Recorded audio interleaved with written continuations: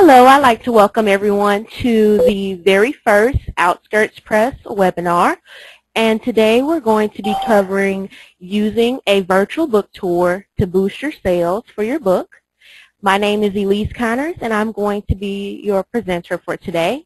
And how the session is going to work is I'm going to cover a few different points here on the slides, and at the very end I'll open up the floor to Q&A. So let's go ahead and get started. First, we want to start by defining what a virtual book tour is. Now, a virtual book tour is very similar to your traditional book tour. However, it takes place virtually. So online radio shows, blogs, things like that are going to be the avenues where you would be presenting yourself as an author. But it's going to be a little bit cheaper than the face-to-face book tours because there aren't any travel costs associated with presenting your book. It's also going to be a little bit more convenient because you can complete this tour from the comfort of your own home. Because you are sending off information for blogs and radio shows and things like that, you can just call in an interview or you can email an interview, any of those things, as opposed to traveling across the globe or across the country to meet face-to-face with your audience. Another good benefit of the virtual book tour is that you have some permanency. So as opposed to when you go out on a book tour, you meet and greet with your readers, shake hands, sign autographs, things like that. Once that book signing is over or once that stop is over, it's done. But with a virtual book tour, that stop will always be there. So months later, years later, unless the host decides to close their site down or take your tour stop down, it's always going to be there. So it's not something that's going to disappear once the event is over. So that's a good way to kind of build value as an author by just having that online. It also has a wider reach than a traditional book tour because you do have a global audience that you can entertain. Say, for instance, a blogger has an audience that consists of people in the United States, in Australia, in Africa, all over the globe. You can reach that audience without buying a plane ticket and getting in front of those people and enduring the travel costs, the travel times, things like that. You can keep your time to yourself and communicate with that audience from the convenience of your home on your own schedule. So who can benefit from a virtual book tour? This is probably one of the best things about this particular marketing strategy because all authors with books in all genres can actually benefit from a virtual book tour. Because there are a variety of hosts out there, there are book bloggers who blog about a variety of books, but there are also industry-specific bloggers as well as radio shows. So if, for instance, you are in the marketing industry yourself, you run an online marketing site, and you wrote a book about it, you can get your book in front of the audience of a blogger who also blogs about online marketing or marketing in general. So there's a lot of possibilities there. So any author can ultimately benefit from the virtual book tour. Now, how do you set it up? Once you decided that you want to do it, how do you actually go about setting this whole thing up? The first thing that you want to do is decide on the dates for your tour. Once you decide on the dates, normally it's about a 2-week to maybe 2 or 3 month range, just depending on how much you want to get yourself out there. Once you've decided on that, you want to research bloggers. Now, this is going to be one of the more important parts of setting up a successful virtual book tour because you want to find credible and interested bloggers. Now, what I mean by credible is a blogger that has an audience or a reach of, say, maybe 25 readers is not going to be as credible as a blogger that has a reach of 100 readers, provided that they're all dedicated to that site and they read it on a regular basis. So you want to look at things like that. You also want to pay attention to the consistency to which the host actually posts to their blog.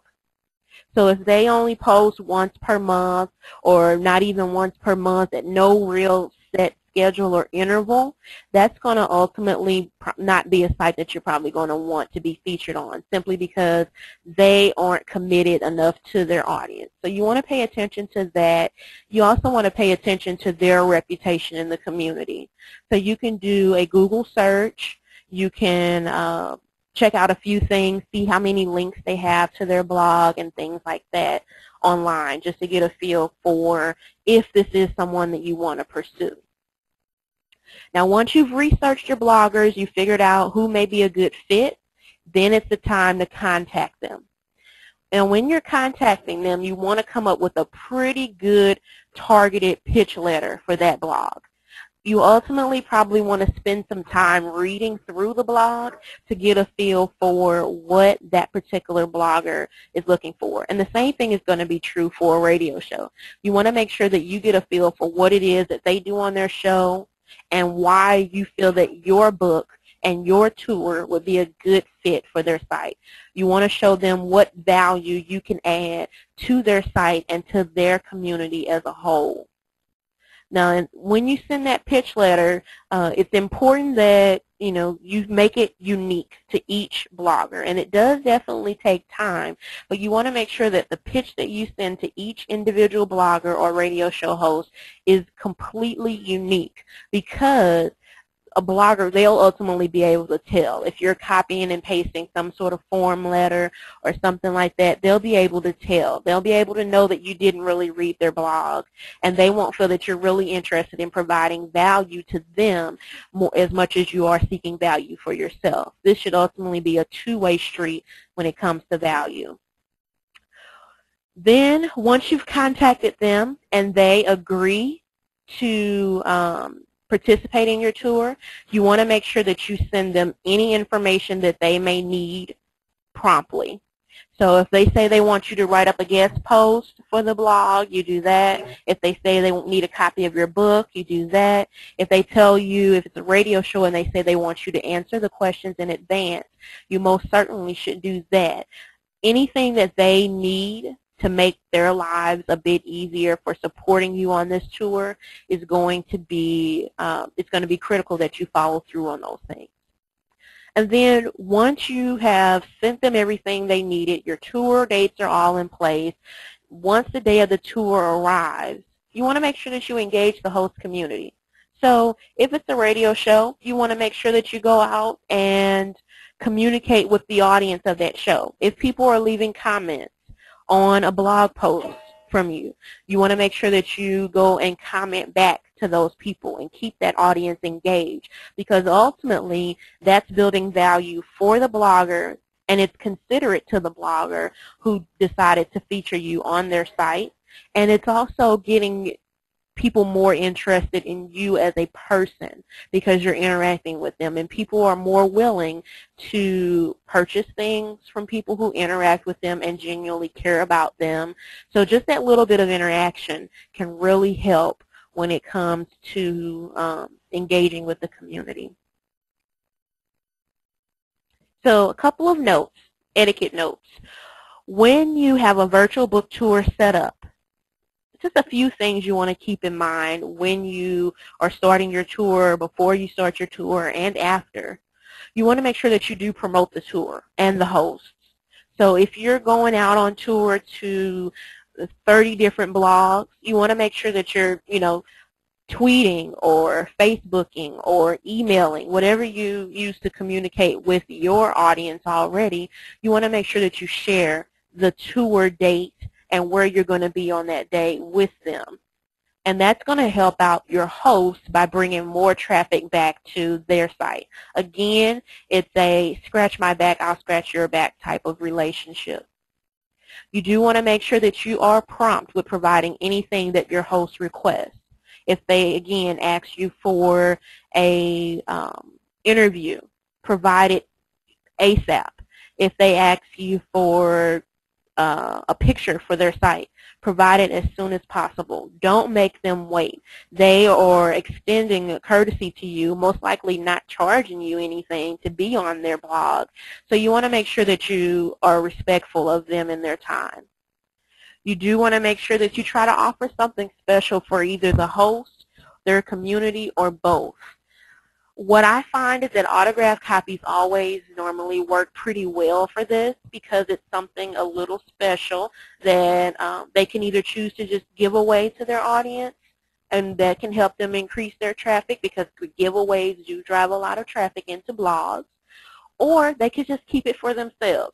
If they enjoyed working with you, if they really wanted to read your book, that autographed copy is going to make all of the difference. It's going to be something, a keepsake that they can hold on to for a while. And it's just a nice way to show that you really appreciate them taking out the time on their blog to dedicate to you. And last but not least, probably the most important of all of these is to thank your host. Thank them for their time. Let them know that you appreciate what they've done. Let them know you appreciate their courtesy by extending courtesy of your own. So that's going to be probably the biggest 4 tips that you want to make sure that you follow. Certainly there are others, but these are going to be the most important tips to follow while you're on virtual book tour. So, now what if you need help? So this was a lot that I just covered, and this was only scratching the surface. We do have a virtual book tour solution available here at Outskirts Press, where we work to pair you with hosts that have already opted into our network. We give you a toolkit to use when you're communicating with them, and it includes a variety of things, anything from your cover letter to sample interview questions that you can send to photos and press releases, things like that. We package all of that together and make it very easy for you to send that to any of your hosts. We do create a promotional video for your tour. So when you're putting something out on Facebook or on Twitter or any of the social networks, you can actually include a link to this video, which is a pretty cool addition to promoting your book and the tour itself. And then we also will feature you on one of our blogs as well. So just to give you that extra bit of added exposure, we feature you on our blog where you can get in front of other authors as well as readers who are interested in buying your book. Now the cost for our solution is going to be $399 or less. And it just depends on whether or not your book is published with us or what publishing package you have actually selected. And here's the link where you can find out more information. It's outskirtspress.com/P/Z as in Victor, B as in boy, T as in Tom. So you can go there and find out more information about the solution that we offer if you decide that you do need help with planning something like this.